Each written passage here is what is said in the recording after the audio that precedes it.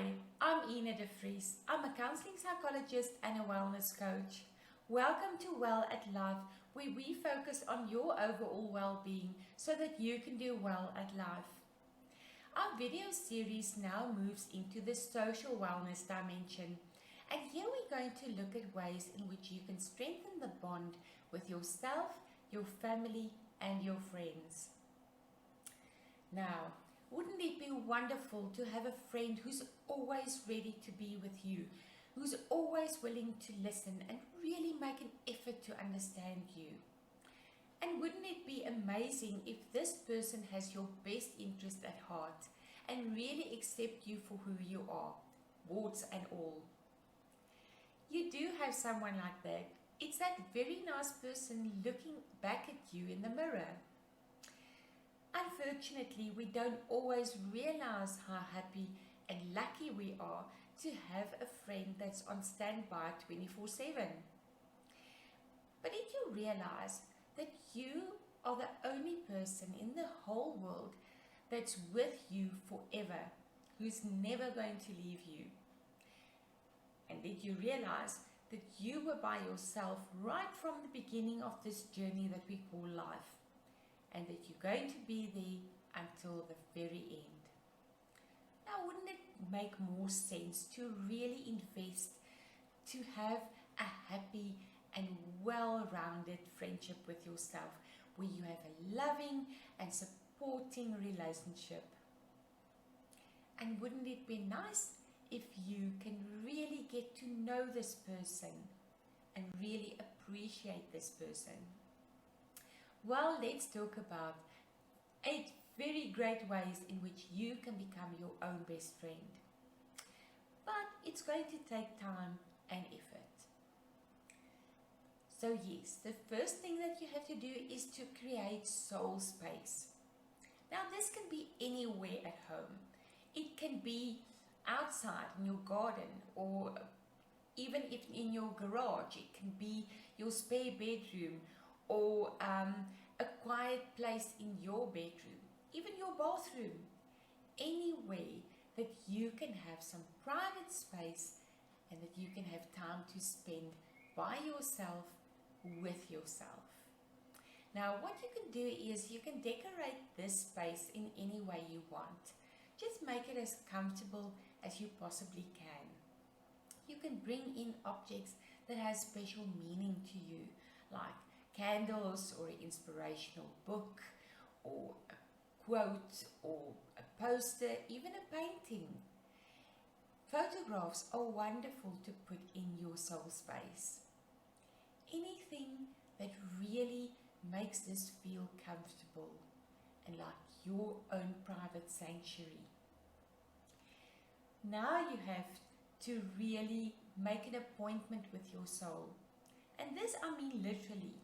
You have to schedule an appointment with your soul, just like you would with a doctor's appointment or a lunch date with a friend or a meeting at work. You must really sit down and schedule this for once a day, or at the very least once a week. And this is non-negotiable and fixed. So tell your loved ones, your spouse and your children, your family, your friends, whoever you have to tell, you are unavailable for this time every day or once a week. Then you need to really find the quiet within yourself. And that can be quite difficult because we are so used to noise. We always have a lot of things going on, a lot of noise, TV, cell phone, meetings, talking to ourselves, talking to other people. We always have a lot of noise in our lives. But in your soul space, I want you to really quiet down. Move and sit in silence so that you can really focus on your inner self. You can use a mindful meditation or a prayer meditation to really signal this quiet time that you're going to spend. And you can also end it off in this way. Now you can start the conversation with yourself. And this is very exciting, to really find your inner voice and to start listening to your inner voice without interruption or judgment or censorship. Just talk with this friend, whatever comes up in your mind. And as you become more comfortable with this, you will find that certain words or phrases or sentences or even images will come up from your subconscious into your consciousness more easily. Now just be aware of this and know where it comes from. Also find a curiosity about yourself. Imagine you don't know yourself. Imagine you are a new friend.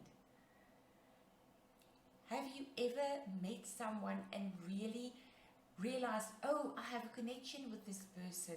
I really like this person and I would like to get to know this person better. How do you do that? You spend time with that person and you ask questions. You're interested. Now do the same thing with yourself. Ask yourself questions. What do you like? What are you interested in? What are your passions? Where do you see yourself next year this time?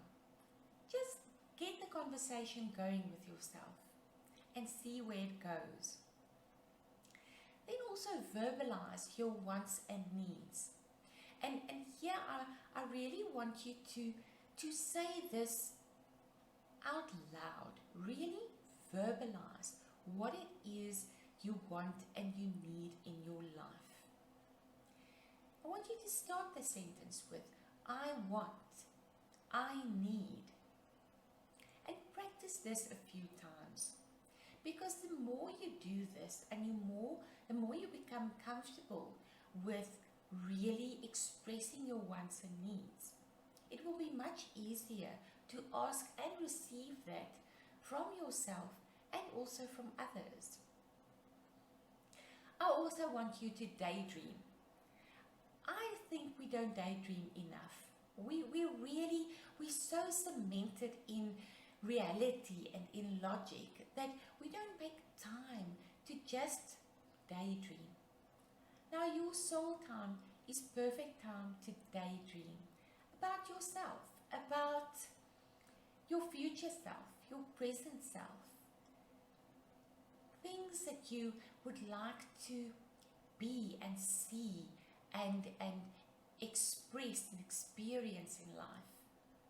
You can journal about this and really capture the sights and the sounds and the experience of daydreaming. Visualize this, and you can use any medium, any form to really express what your daydreams are telling you.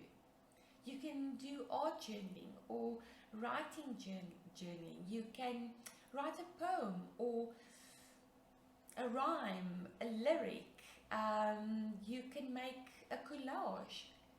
Anything that really captures that daydreaming.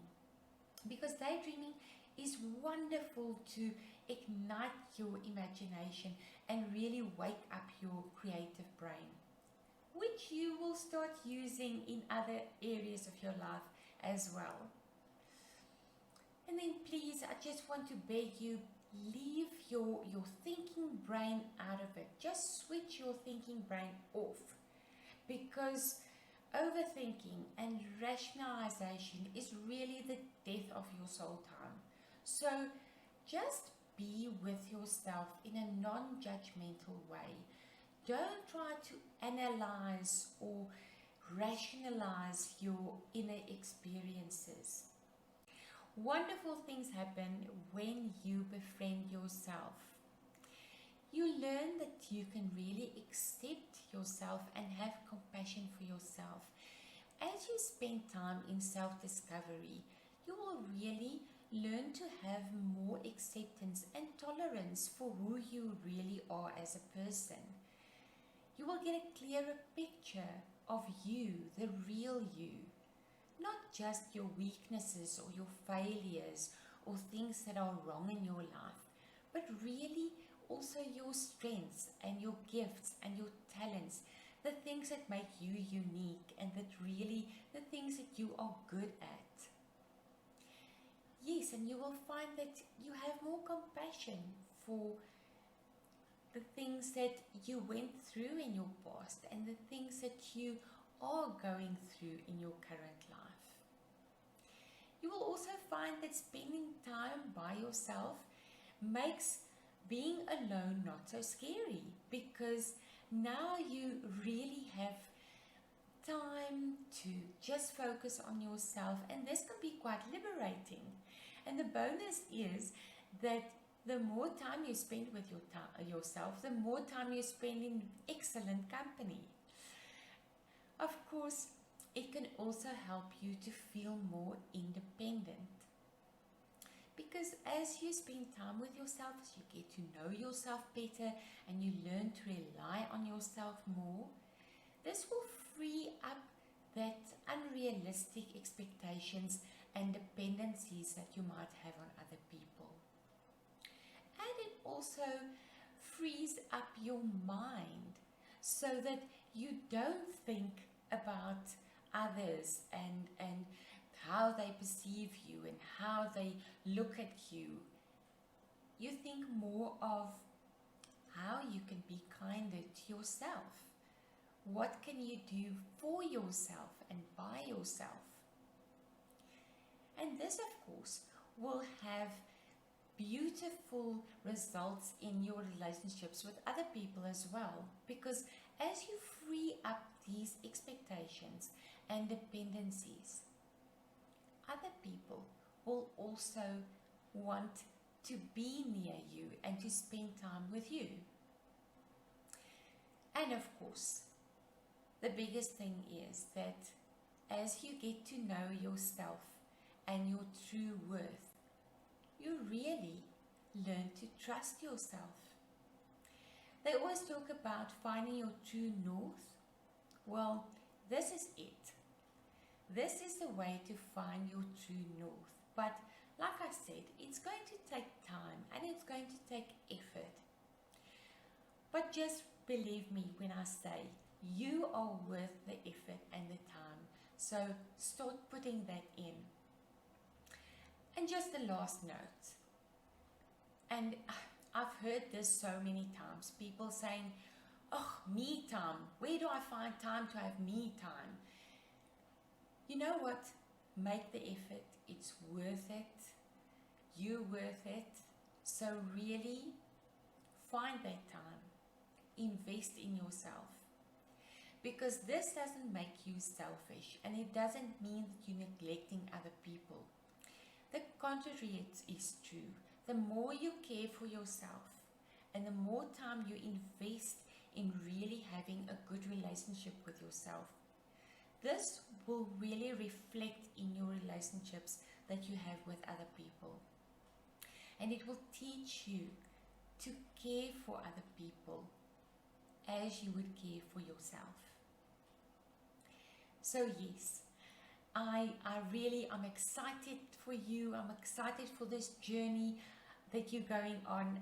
I'm excited for the friendship that you are cultivating with yourself.